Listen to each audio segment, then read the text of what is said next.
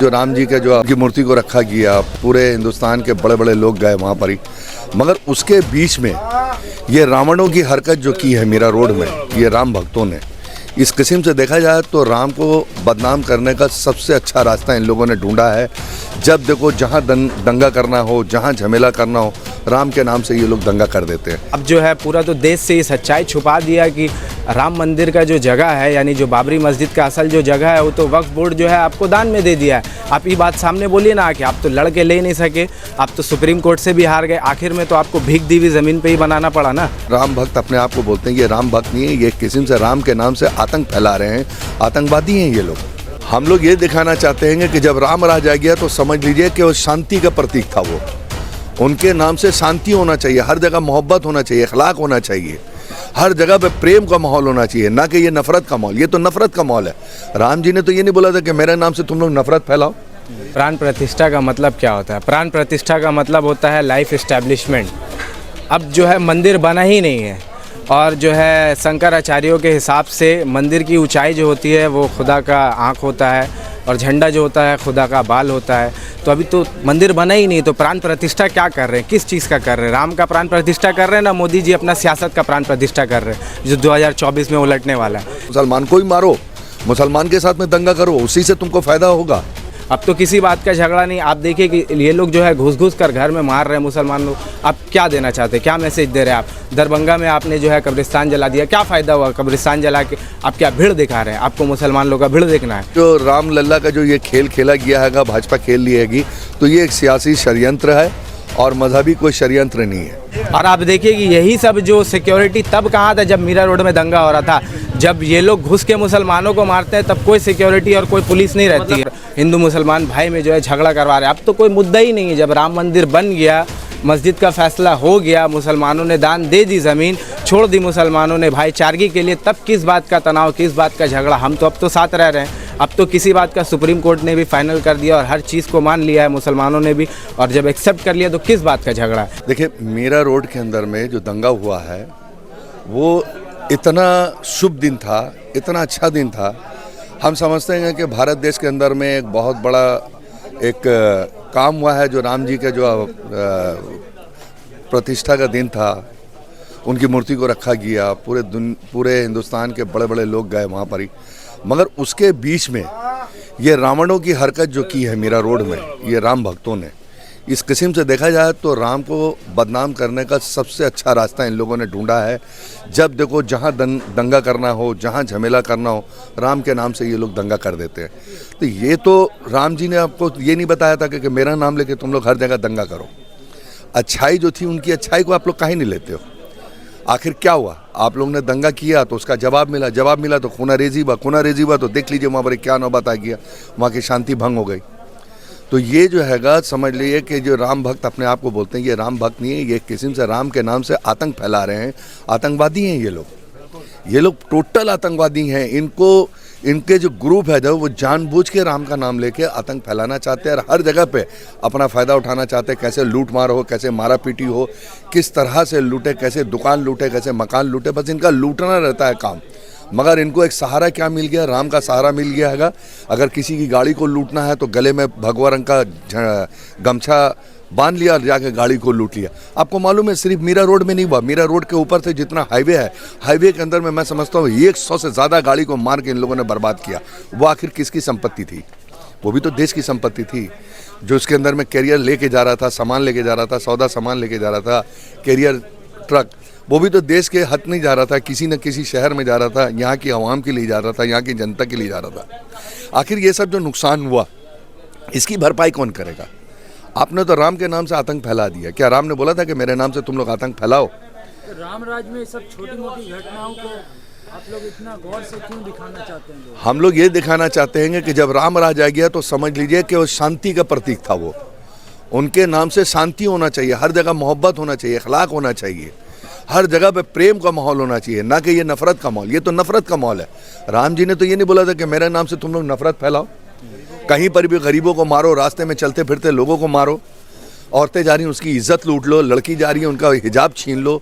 और ख़ास करके राम जी क्या मुसलमान के बारे में बोला था कि खास करके मुसलमान को ही मारो, मुसलमान के साथ में दंगा करो, उसी से तुमको फ़ायदा होगा।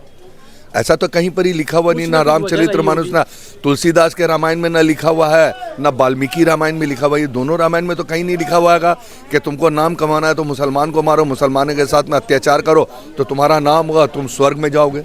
ऐसा कहीं पर ही लिखा हुआ, खास करके मुसलमानों के साथ। आप खुश है? प्राण प्रतिष्ठा देखिए, वो उनकी आस्था का मामला था, उन्हीं ने जो किया। हम देशवासी हैं, देशवासी के देश के अंदर में कहीं पर भी किसी का भी आस्था का मामला होगा, हम उनके साथ हैं। इसलिए कि लकुम दीनुकुम वलिया दीन, तुम्हारा दीन तुम्हारे साथ है, हमारा दीन हमारे साथ है। हमको किसी के दीन के, किसी के मज़हब के अंदर में दखल अंदाजी नहीं करना। अगर वो अपना मज़हब अपने इज्जत से मनाते हैं तो हम उनके साथ में, खुशी खुशी उनके साथ में, ना कि हम नफरत है। लेकिन नफरत की राजनीति जो हो रही है उस राम के नाम से, उसके हम खिलाफ हैं। कहीं ना कहीं खुशी तो मिली होगी आपको, एशिया का, मिडिल ईस्ट का सबसे बड़ा मस्जिद बनने जा रहा है मोदी की तरफ से, जो जगह दिया गया है। जी हाँ, ये बहुत अच्छी बात है कि कम से कम बाबरी मस्जिद के बदले में एक बड़ी सी मस्जिद गवर्नमेंट बना रही है। मैं मोदी जी का बहुत बहुत शुक्रिया अदा करूंगा कि वाकई आप बहुत बड़ा काम करने जा रहे हैं। लेकिन सवाल ये उठता है कि वहाँ पर ही नमाजी आप कहाँ से लाएंगे? वो एक मस्जिद नहीं बल्कि एक म्यूज़ियम बन जाएगा जिस जगह पे बन रहा है। मैं समझता हूँ कि अगर से यही मस्जिद आपको बनाना थी तो दिल्ली में, बम्बई में, जहाँ पर ही आबादी है मुसलमानों की, वहाँ बनाते तो कम से कम मुसलमान नमाज़ पढ़ने जाते। और जितना उसमें नमाज़ पढ़ते तो मैं समझता हूँ कि ज़िंदगी भर उस नेकी के कुछ ना कुछ हकदार तो मोदी साहब भी होते। मगर वहाँ जब बनाएंगे तो वहाँ सिर्फ वो एग्जीबिशन और नुमाइशी बनेगा, वहाँ नमाजी नहीं पढ़ पाएंगे। इसलिए कि गिने चुने 3-4-10 घर हैं अयोध्या के अंदर में, तो वहाँ आखिर नमाजी जाएंगे क्या? तो वो एक समझिए समाज को और हिंदुस्तान के मुसलमानों को एक खूबसूरत तोहफा दे रहे हैं। बल्कि ये मस्जिद नहीं बना के, बल्कि वहाँ पर कोई उस मस्जिद के नाम से एम्स हॉस्पिटल खोल देते, यूनिवर्सिटी खोल देते, या कोई बेहतरीन कॉलेज खोल देते, जिससे ज़िंदगी भर वहाँ पर ही वहाँ की आवाम को, हिंदू के बच्चे, मुसलमान के बच्चे, कोई भी उसके अंदर पढ़ता, कोई भी ज़ात का बच्चा पढ़ता, उसकी ज़िंदगी बन जाती। वो कम से कम उस पढ़ाई से अपनी ज़िंदगी को फैज़ बना लेता। देखिए, मोदी जी ने जो किया है वो अपने जानते में एक सियासी गेम था। यहाँ तक कि मैं नहीं बोलूँगा, ये तो गेम जो है यहाँ के जितने 4 जो है शंकराचार्य हैं, इन लोगों ने डायरेक्ट बोल दिया है कि ये जो राम लल्ला का जो ये खेल खेला गया है, भाजपा खेल ली हैगी, तो ये एक सियासी षड्यंत्र है और मजहबी कोई षड्यंत्र नहीं है। तो देखिए, 2 तरह से आपको देखना होगा।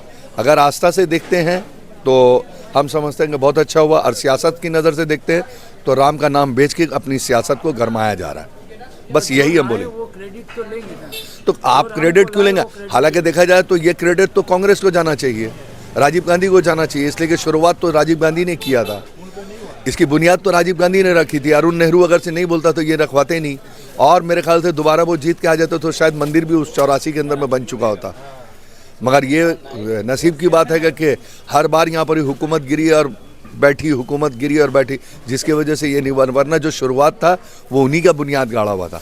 आज उसका क्रेडिट जो हैगा भाजपा और अडवाणी जी ने उठाया था, लेकिन अडवाणी जी को एकदम साइड करके, लत्ती खटान करके, ये जो मोदी जी हैं वो सामने फ्रंट में आ गए। जबकि मोदी जी का कोई कंट्रीब्यूशन नहीं है, सिर्फ जो हैगा प्रोडक्ट, कंपनी चलने लगी, उसका प्रोडक्ट बेच के अपना काम कर रहे हैं, बस। आपका स्कीम समझ में नहीं आता, कहीं पर मोदी जी का काम से खुश रहते, कहीं पर दुखी रहते। तो अभी तो खुशी थे आप, फिर दुख क्यों? बोलने का मतलब ये है कि कोई भी अच्छा काम अगर कोई भी करता है, मेरी औलाद हो, दोस्त हो, यार हो, मिनिस्टर हो, या यहाँ का देश का प्रधानमंत्री, जो अच्छा काम करेंगे हम उनकी तारीफ करेंगे। और जहाँ पर जिस अच्छे काम से वो अपना बेनिफिट उठाएंगे तो हम बेनिफिट भी दिखाएंगे कि आप उससे क्या बेनिफिट उठाना चाह रहे हैं। तो कम से कम नहीं करके ये जो आप जो हमसे पूछ रहे हैं, तो सिर्फ ये तो इंटरव्यू मोदी जी नहीं देखेंगे, पूरे हिंदुस्तान की जनता देखेगी। कम से कम नहीं करके कितना चला जाएगा, कितने लोग देखेंगे, इसकी कोई गारंटी नहीं है। लेकिन जो सच है वो हमेशा हम बोलते रहेंगे, क्योंकि हम ना उनको बुरा बोल रहे हैं, ना भला बोल रहे हैं, ना गाली बक रहे हैं। मगर आप तो जहर उगल लेना अपना मुंह से। हम अपने मुंह से जहर नहीं उगलेंगे, नहीं, बल्कि ये सच्चाई है। सच्चाई जो है वो मेरा बोलना फंडामेंटल राइट है। हमको यहाँ के संविधान ने ये राइट दिया है कि जो बात बोलना है आप सच बोलो। जहाँ मोदी जी अच्छे हैं तो हम उनकी तारीफ करेंगे, जहाँ मोदी जी गलत करें तो उनको यही बोलेंगे कि आप मत गलत कीजिए, इसलिए कि आप प्रधानमंत्री, आपकी छवि खराब हो जाएगी। मुसलमानों का हज का कमेटी का जो कोटा बढ़ा दिया गया, उसमें तो नहीं बोले एक बार भी। अब स्मृति ईरानी जाकर मदीना पहुंचकर, अब मदीना तो पहुंच गई, लेकिन जो उनका जो इंसेंटिव था वो तो कटवा दिया। जो 2200 रियाल दिया जाता था वो तो छीन लिया उनसे, कांग्रेस ने तो चालू किया था, वो तो आपने इंसेंटिव छीन लिया। जो वहाँ पर ही एयरपोर्ट के अंदर में जाके 2200 रियाल हर हाजी के हाथ में दिया जाता था, वो तो उनका हक मिलता था। जो वहाँ जाने के बाद में होटल का खर्चा, खाने का खर्चा, ये सब जो मिलता था वो तो आपने बंद करा दिया। ये कोटा बढ़ाने से तो हमारा पॉकेट का खर्चा ज़्यादा हो गया, मगर वो तो कोटा ऐसा था कि जो कोटा था 1,80,000 का, उसमें 2200 रियाल कम से कम खर्चे का मिलता था। वो 2200 रियाल का खर्चे का क्या होगा? स्मृति ईरानी कोटा बढ़ा जा रही, कोटा जितना भी बढ़ेगा, लेकिन जनता जो यहाँ की मुसलमान है जो हज करने जाएगी, पॉकेट का जो पैसा जाएगा तो वापस थोड़ी आएगा, वो तो सब चलेगा भाई। आखिर वहाँ आदमी खाएगा पिएगा क्या? जब गवर्नमेंट के अंडर से जा रहे हैं तो हमको कहीं ना कहीं वहाँ पर ये कुछ ना कुछ बेनिफिट तो मिलना चाहिए। तो गवर्नमेंट हमको बेनिफिट क्या दे रही? बेनिफिट नहीं दे रही है, बल्कि गला काट दिया। कि सबसे पहले तो ये बात समझना बहुत ज़रूरी है कि प्राण प्रतिष्ठा का मतलब क्या होता है। प्राण प्रतिष्ठा का मतलब होता है लाइफ इस्टेब्लिशमेंट।